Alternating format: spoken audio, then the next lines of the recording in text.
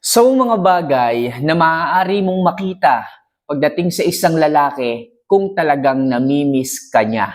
Yes mga kamamay, kung tinatanong niyo po sa inyong sarili, hinahanap din ba ako ng isang lalaki? Namimiss din ba ako ng isang lalaki? Well, pag-usapan natin ito mga kamamay, ano nga ba? Yung mga ginagawa, yung mga sign, yung mga makikita mo sa isang lalaki para masabi natin na talagang namimiss kayo ng mga ito. Pero mga kamamay, bago natin ito pag-usapan, bago ko po i-share sa inyo yung mga tips na yan, yung mga bagay na yan, isa lang palagi ang aking hinihiling.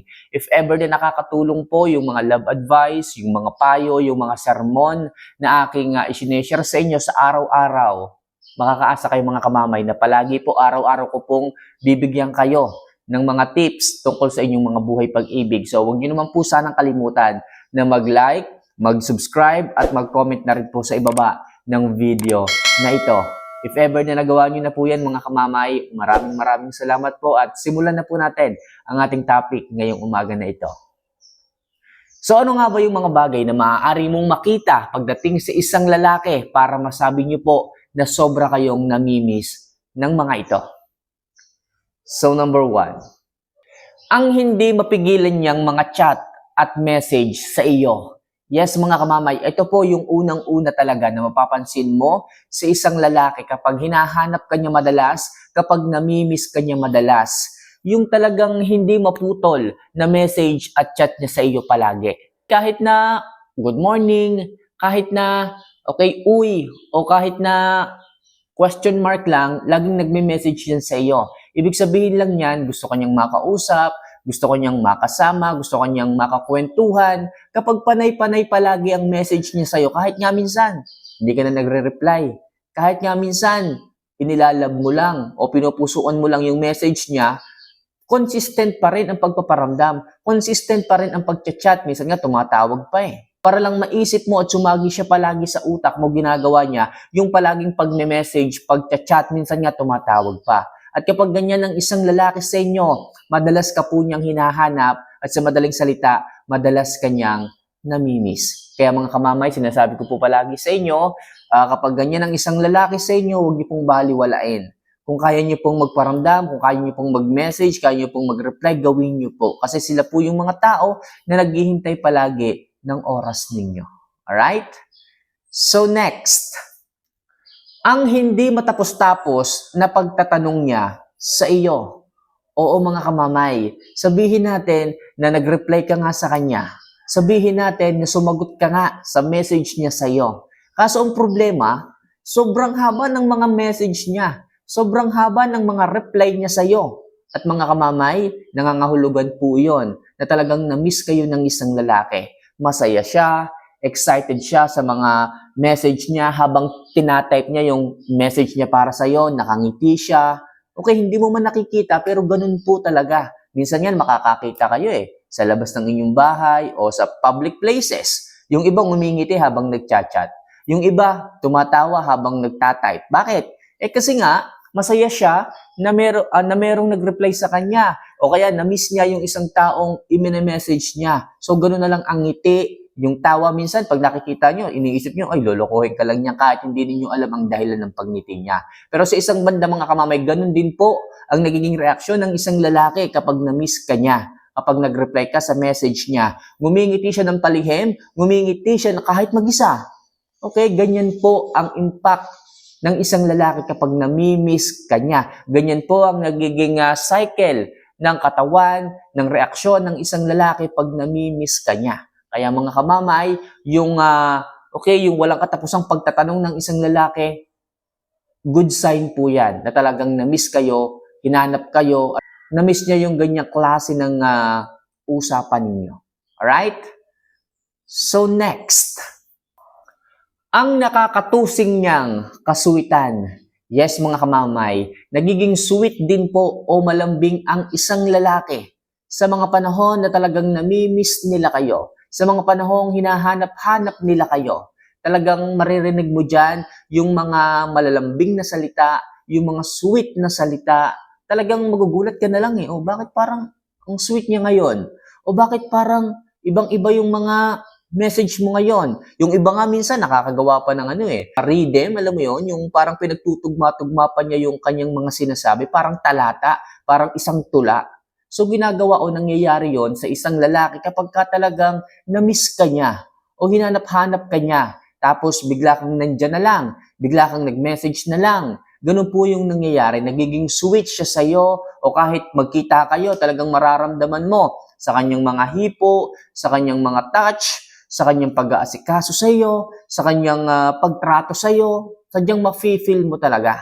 Iba rin kasi mafe-feel mo kapag hindi kanya na-miss, kapag hindi kanya hinanap-hanap ng matagal na panahon. Talagang wala lang, pag nakita kayo, wala lang. Kamustahan lang talaga. Pero kapag talagang na-miss ka niya, yung sweetness, yung pagiging gentleman ng isang lalaki sa iyo, talagang makikita mo, talagang mararamdaman mo as in.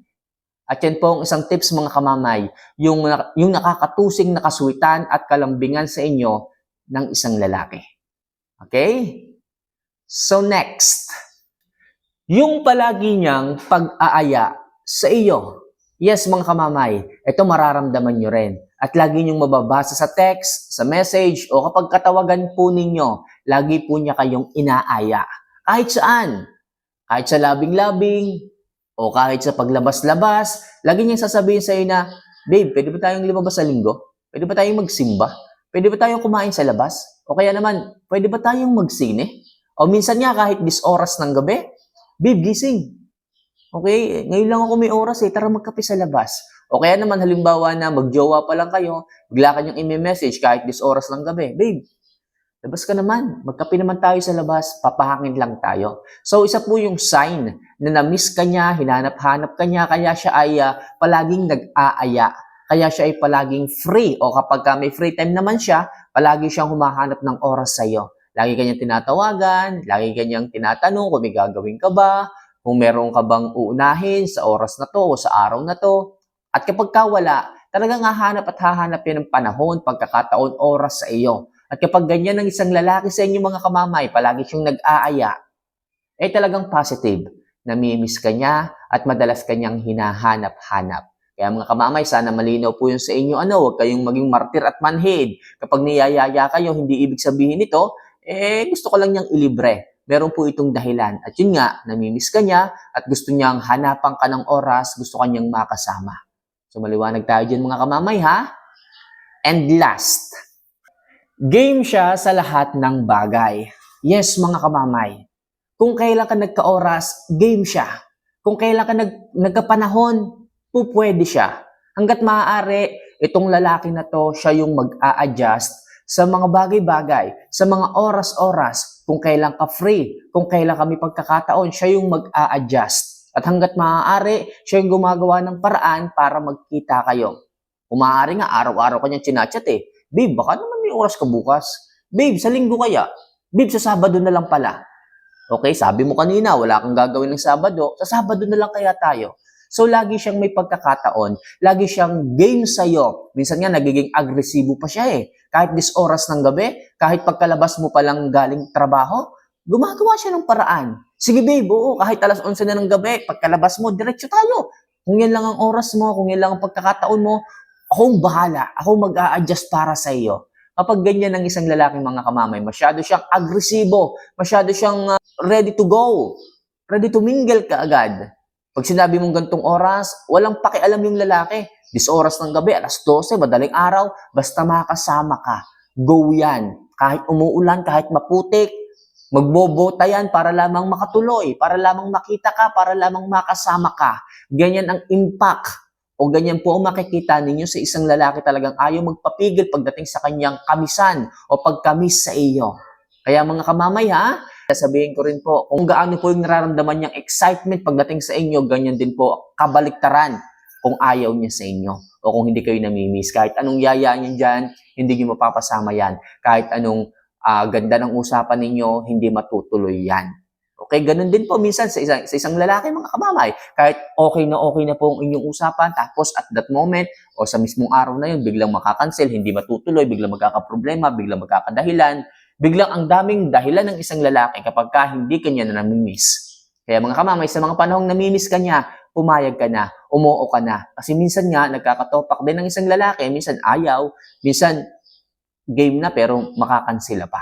So mga kamamay, kapag ang isang lalaki ay ready o game sa lahat ng oras, malamang sa malamang, namimiss ka niya.